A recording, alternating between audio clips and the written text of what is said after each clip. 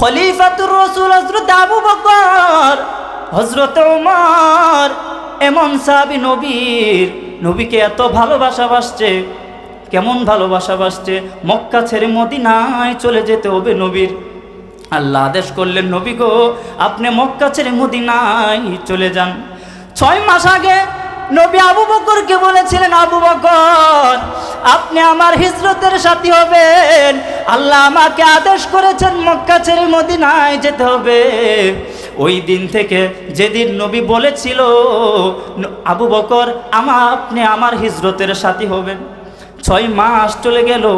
হিজরতের রাতে নবী আবু বকরের দরজায় গিয়ে হাজির। আবু বকরকে নিয়ে মদিনায় যাবে।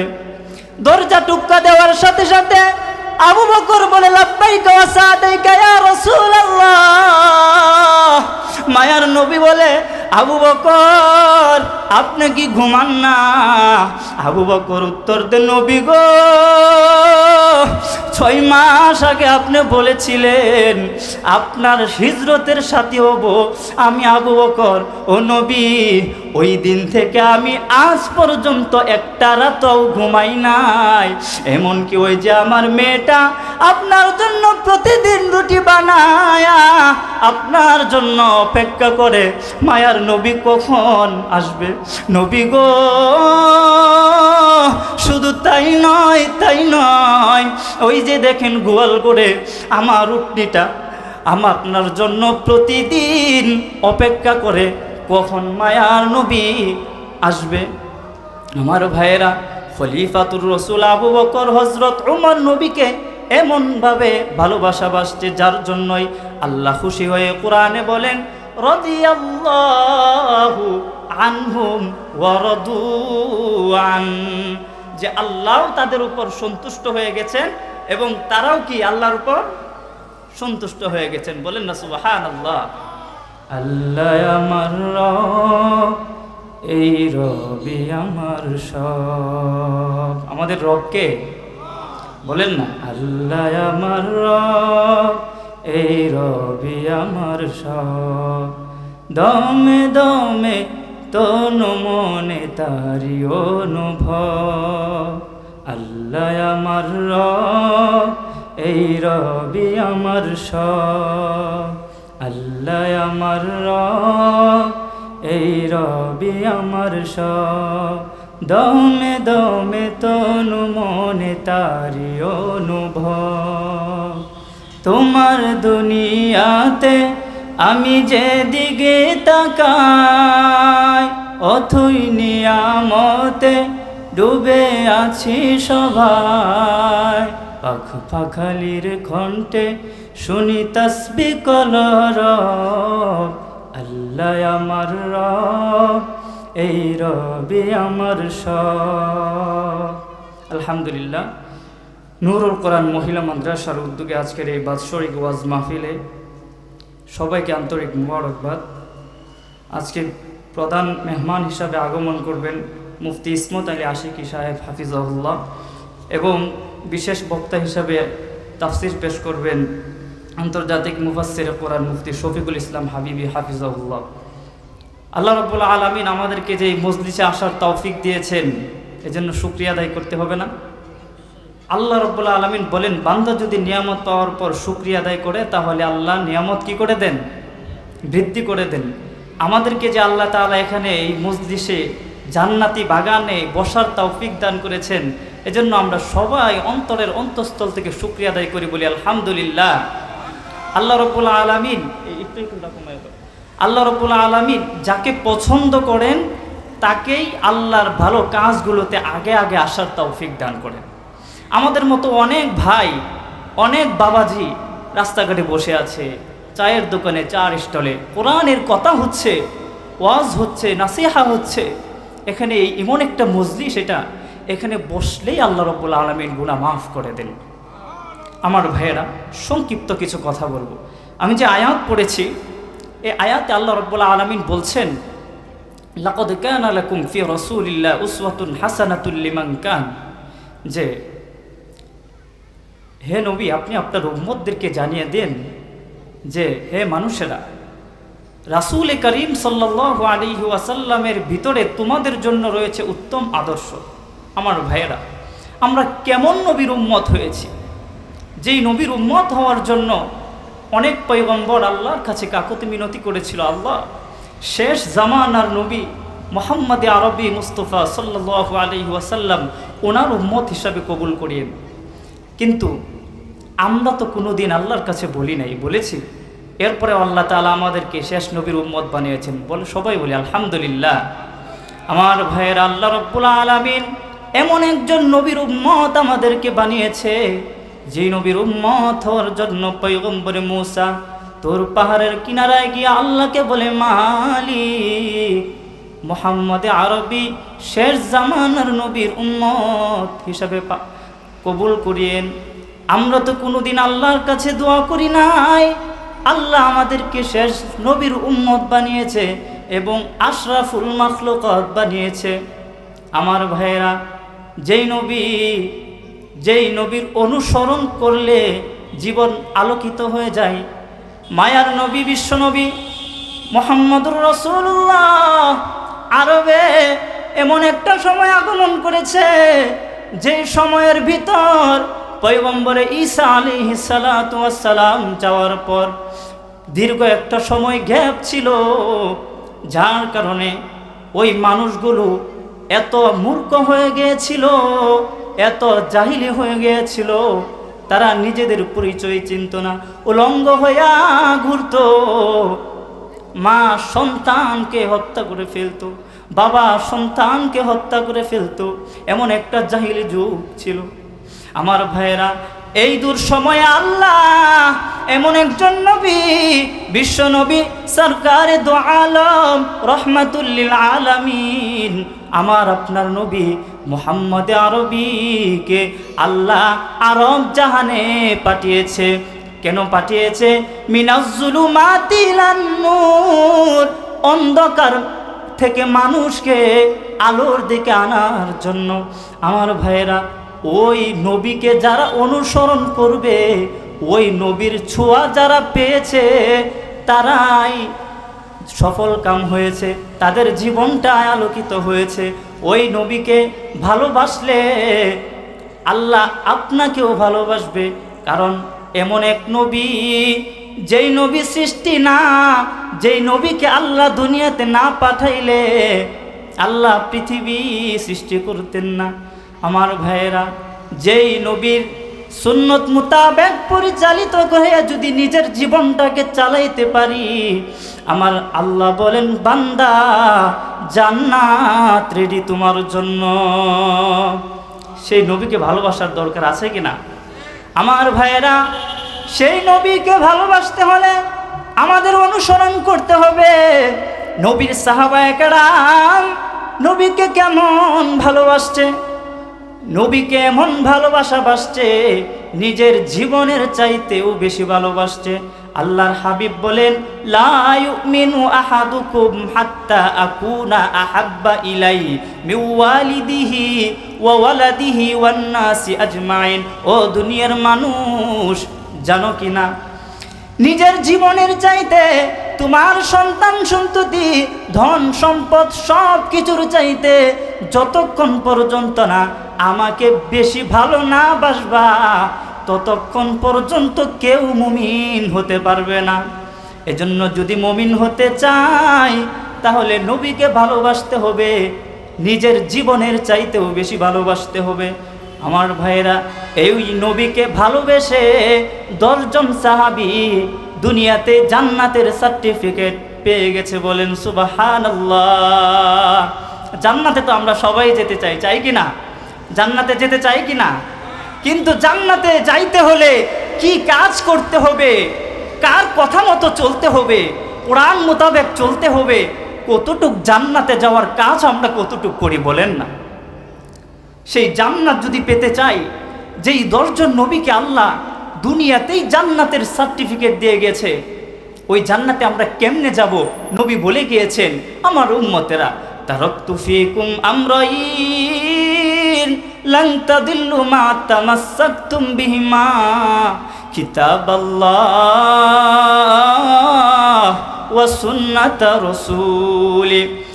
আমি তোমাদের মাঝে দুটি জিনিস রেখে যাচ্ছি, যতদিন আমার উম্মতেরা এই দুইটা জিনিসকে আঁকড়ে ধরে রাখবে ততদিন আমার উম্মতেরা পথ হারা হবে না, ক্ষতিগ্রস্ত হবে না। একটি হলো কিতাবুল্লাহ, আল্লাহর কোরআন, আরেকটি হচ্ছে ওয়া সুন্নাতা রাসূলি, রাসূলের সুন্নত। আমরা এই দুইটা জিনিসকে যদি ফলো করি আমার আপনার জিন্দেগিটা সুন্দর হয়ে যাবে। আমার ভাইয়েরা, আজকে আমরা মুসলমান এত লাঞ্ছিত, এত বিপদগ্রস্ত কেন জানো? কোরআন থেকে সরে গেছি, নবীর সুন্নত থেকে সরে গেছি। নবীকে কেমন ভালোবাসা বাসছে সাহাবে কেরাম। নবীর সাহাবী হযরতে আবু বকর এমন ভালোবাসা বাসছে, যুদ্ধের ময়দানে সবাইকে নবী আদেশ করেছেন যার ঘরে যা আছে সব নিয়ে আসো। এবার নবী মজলিসে সবাইকে জিজ্ঞাসা করতেছে, ওমর তুমি কি এনেছ? সবাইকে জিজ্ঞাসা করতেছে। শেষ পর্যায়ে আবু বকরকে জিজ্ঞাসা করলেন নবী, আবু বকর আপনি কি নিয়ে এসেছেন যুদ্ধের তৈয়ার হিসাবে? আবু বকর উত্তর দেন, নবী গো, আমি আমার ঘরে আপনাকে আর আল্লাহর রাসূলকে আর আল্লাহকে রেখে আসছি, আর সব কিছুই আপনার কথা মানার জন্য সব কিছু নিয়ে এসেছি। আমার ভাইয়েরা, ও এমন নবী আমরা পেয়েছি, যেই নবী এমন দাওয়াতের কাজ করতে গিয়া দাঁত মুবারক শহীদ হয়েছে তায়েফের ময়দানে। নবী কত আঘাত দিয়েছে, পাথর নিক্ষেপ করেছে। মায়ার নবী যখন দাওয়াতের ময়দানে বেরিয়ে গেল, মক্কার বড় বড় কুরাইশ বংশের কাফেরদের সর্দাররা নবীকে বলে, ও মুহাম্মদ তুমি কিসের দাওয়াত দাও? বাপ দাদার ধর্ম ছেড়ে আবার কোন নতুন ধর্মের দাওয়াত দাও? সবাই হতাশ, মুহাম্মদ কিসের কোন ধর্মের কথা বলে। একদিন এক মজলিসে মুহাম্মদ রাসূলকে উপস্থিত করলেন। নবীকে বললেন, হে মুহাম্মদ তোমার কি দরকার? তোমার কি মক্কার রাজত্বের দরকার, নাকি গোটা আরব জাহানের শাসন ক্ষমতা দরকার? মক্কার সবচেয়ে সুন্দরী নারী লাগবে কিনা? সবচেয়ে ধনী হতে চাও কিনা? আমার মায়ার নবী উত্তর দে, আমার এক হাতে যদি চন্দ্র আর এক হাতে যদি সূর্যটা দাও, আর গোটা আরব জাহানের সকল রাজত্ব যদি আমার হাতে দাও, আমি যেই দাওয়াত যেই মিশন নিয়া আমাকে আল্লাহ পাঠিয়েছে সেই দাওয়াত দেওয়া আমি বন্ধ করব না। আমার ভাইয়েরা, সেই নবীর দাওয়াতের উসিলায় আজকে আমরা ইসলাম মুসলমান হয়েছি, সহজে ইসলামটাকে পেয়েছি। খলিফাতুর রাসূল হযরত আবু বকর, হযরত ওমর এমন সাহাবী নবীকে এত ভালোবাসা বাসছে। কেমন ভালোবাসা বাসছে, মক্কা ছেড়ে মদিনায় চলে যেতে হবে নবীর। আল্লাহ আদেশ করলেন, নবী গো আপনি মক্কা ছেড়ে মদিনায় চলে যান। 6 মাস আগে নবী আবু বকরকে বলেছিলেন, আবু বকর আপনি আমার হিজরতের সাথী হবেন, আল্লাহ আমাকে আদেশ করেছেন মক্কা ছেড়ে মদিনায় যেতে হবে। ওই দিন থেকে যেদিন নবী বলেছিল আবু বকর আপনি আমার হিজরতের সাথী হবেন, 6 মাস চলে গেল। হিজরতের রাতে নবী আবু বকরের দরজায় গিয়ে হাজির। আবু বকরকে নিয়ে মদিনায় যাবে। দরজা টুক্কা দেওয়ার সাথে সাথে আবু বকর বলে, লাব্বাইকা ওয়া সাদাইকা ইয়া রাসূলুল্লাহ। মায়ার নবী বলে, আবু বকর আপনি কি ঘুমান না? আবু বকর উত্তর দেন, নবী গো 6 মাস আগে আপনি বলেছিলেন আপনার হিজরতের সাথী হব আমি আবু বকর। ও নবী, ওই দিন থেকে আমি আজ পর্যন্ত একটা রাতও ঘুমাই নাই। এমনকি ওই যে আমার মেয়েটা আপনার জন্য প্রতিদিন রুটি বানায় আপনার জন্য অপেক্ষা করে, মায়ার নবী কখন আসবে। নবী গো শুধু তাই নয়, ওই যে দেখেন গোয়াল করে আমার উটনিটা আপনার জন্য প্রতিদিন অপেক্ষা করে, কখন মায়ার নবী আসবে। আমার ভাইয়েরা, খলিফাতুর রাসূল আবু বকর হযরত ওমর নবীকে এমনভাবে ভালোবাসে যার জন্যই আল্লাহ খুশি হয়ে কোরআনে বলেন রাদিয়াল্লাহু আনহুম ওয়া রাদু আন, যে আল্লাহ তাদের উপর সন্তুষ্ট হয়ে গেছেন এবং তারাও কি আল্লাহর উপর সন্তুষ্ট হয়ে গেছেন। বলেন না সুবহানাল্লাহ। আমার ভাইয়েরা, বলতেছিলাম নবীজি সাহাবীদের কথা কেমন ভালোবাসে। আমার ভাইয়েরা, আমরা আজকে নবীর আদর্শ থেকে সরে গেছি, কোরআন মোতাবেক চলা থেকে সরে গেছি, যার কারণে আমাদের এত বিপদ, এত হতাশাগ্রস্ত হয়ে আছি। আমার ভাইয়েরা, আমরা যা কিছু করব সব কিছুই নিয়তটাকে খালিস রেখে করব। ছেলেটাকে মাদ্রাসায় পড়াবো, নিয়ত থাকবে মৃত্যুর পর যেন আমার ছেলেটা কবরের পাশে গিয়া বলে রব্বির হামহুমা কামা রব্বায়ানি সগীরা। খলিফাতুর রাসূল আবু বকর, বান্দার কলব যদি পরিষ্কার হয়, নিয়ত যদি সহিহ হয়, মানুষ দেখানো কোনো কাজ যেন আমাদের দ্বারা না হয়। নবীজির সাহাবী হযরতে আবু বকরের একটি ঘটনা বলি। খলিফাতুর রাসূল মদিনায় তৈয়বায়, আবু বকরের শাসন আমলের ঘটনা। মদিনায় তৈয়বায় যুদ্ধে বিরতি হয়ে গেছে, 70 জন বিধবা মানুষ, 70 জন নারী বিধবা এবং অনেক মানুষ হতাশগ্রস্ত, খাবার নাই। আবু বকর মসজিদে দাঁড়িয়ে ঘোষণা দিলেন, এক একজন করে তোমরা এক একজনের দায়িত্ব নিয়ে নাও। এবার মসজিদের খাতায় সবাই নাম লিখলো কে কার দায়িত্ব নিবে, কিন্তু এক বৃদ্ধ মহিলা ছিল, তার নাম লেখা হয় নাই, তার খেদমত কে করবে। খলিফাতুর রাসূল আবু বকর কেমন সাহাবী ছিলেন নবীর, হযরতে ওমর খাতা চেক করতে গেলেন, দেখলেন যে সবার ঘর ঠিক আছে কিনা, খাদেম যায় কিনা প্রতিদিন, কিন্তু দেখে রেজিস্টার খাতায় এক মহিলার খাদেম নাম লেখা নাই। ওমর চিন্তা করলেন, ওমর ইবনুল খাত্তাব চিন্তা করলেন যে আমি ওই বিধবা মায়ের খাদেম হয়ে যাই। প্রতিদিন ওমর ওই মায়ের ঘরে গিয়ে হাজির হইলেন, গিয়া দেখেন, বললেন ও মা, আপনার খাদেম আমি এসেছি, আপনার কাজগুলো করে দিয়ে যেতে চাই। মহিলা ঘর থেকে উত্তর দে, বাবা আমার কাজ তো একজন এসে করে গিয়েছে, আমার আর কোনো কাজ আজকের মতো নেই। পরের দিন ওমর ইবনুল খাত্তাব আবার ওই মহিলার ঘরে গিয়া, বৃদ্ধ নারীর কাছে গিয়ে আবার বললেন, ও মা আপনার খাদেম আমি এসেছি। বলে আমার তো আজকেও কোনো কাজ নাই, সকল কাজ আগেই করে গিয়েছে একজন খাদেম। এবার ওমর ইবনুল খাত্তাব জিজ্ঞাসা করে, মা একটু বলুন না আপনার কাজগুলো কে প্রতিদিন আইসা কইরা দেয়া যায়?